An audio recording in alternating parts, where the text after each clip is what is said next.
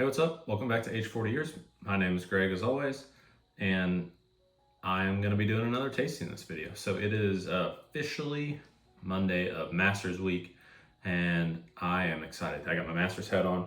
I love the tournament. For those of you who don't know, Masters is the first major tournament of the year. It's an exciting time. It's really an exciting time for golf, and the work the PGA Tour has done in the last couple of years, especially with Liv challenging them. Man, it just like signifies spring. It's an awesome experience. If you ever get a chance to go to the Masters, just say yes and figure out how to make it happen. I cannot stress that enough. I got to go last year on a Thursday for the Thursday round, and that's where I bought this hat. Food is still very affordable. Beer is still very affordable. The gift shop is not affordable, but definitely a necessity. Anyway, back to what we're doing here.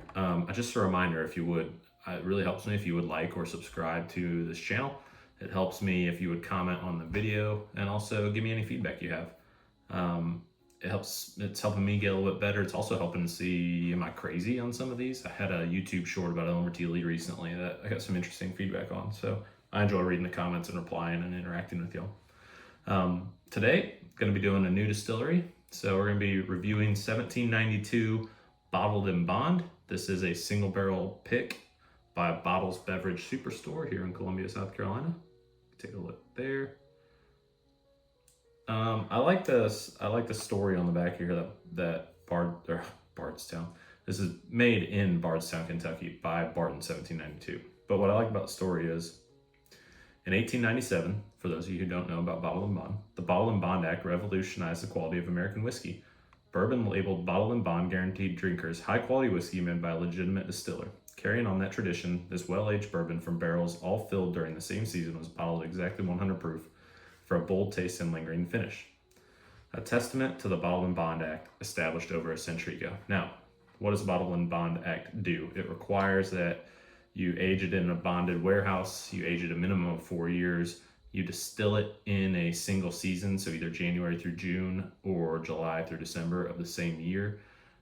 That's, why that matters is for blends, but this is not a blend. You can make a blended Bottled in Bond, but this is a single barrel. And then the last one is it must be bottled at exactly 100 proof, which this is 50% ABV, or 100 proof. So I have a couple of these, well, not these, I have a couple 1792s.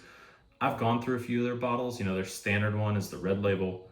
I have a full proof, which is the black label. I had, but finished recently, a single barrel, which is like probably my favorite color label, but it's like a cream label.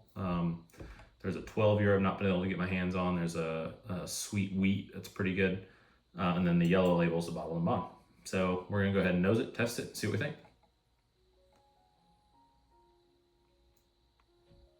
On the nose, this one for 100 proof is pretty light, although it's kind of musty. Kind of reminds me of my grandpa's old basement. I don't know how I feel about that. Kind of like kind of, right after it rains, it's kind of that smell. It's pretty weird. Maybe it has to do with the season it was distilled in. That's probably not true. Probably just made that up. But anyway, it's musty. Tastes a little like bourbon, a little vanilla. We'll see what we got.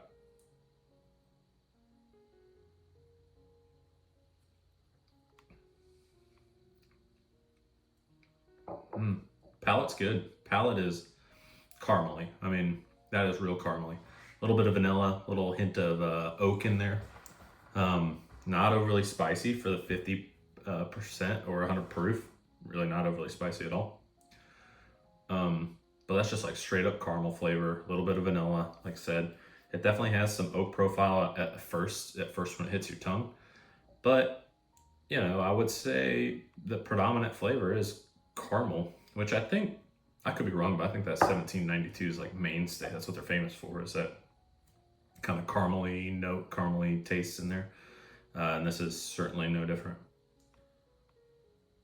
Now, interestingly, now that I've tasted it, it doesn't smell as musty on the nose.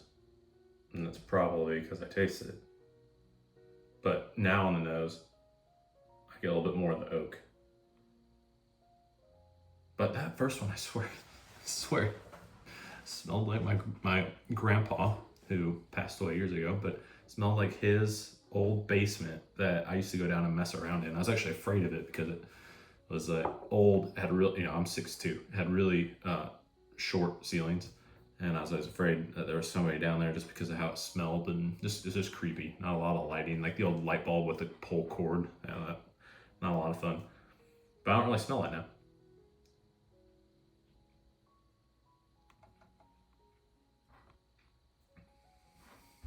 Yeah, oaky up front, right into caramel. Maybe I do get maybe a little bit of baking spice on the back end there. The finish is pretty light. I think the overall mouth feels kind of light too. It's not an overly coating bourbon like some of the others I've tried. I don't think it's exceptional. I do think one thing though that I think stands out about this, and I guess as I get into concluding this, is it's just consistent. Which I think is a testament to the Bottle and Bond Act. That's what they were trying to. Got a little hair in front of my face. That's what they were trying to accomplish, is help ensure consistent product for people to buy when people were putting all kinds of additives into bourbon. And I think that this does that. It's just a consistent, straight bourbon right there. That I probably paid. If I had to guess, it's probably a $40 bottle, maybe even a little under that. Don't remember.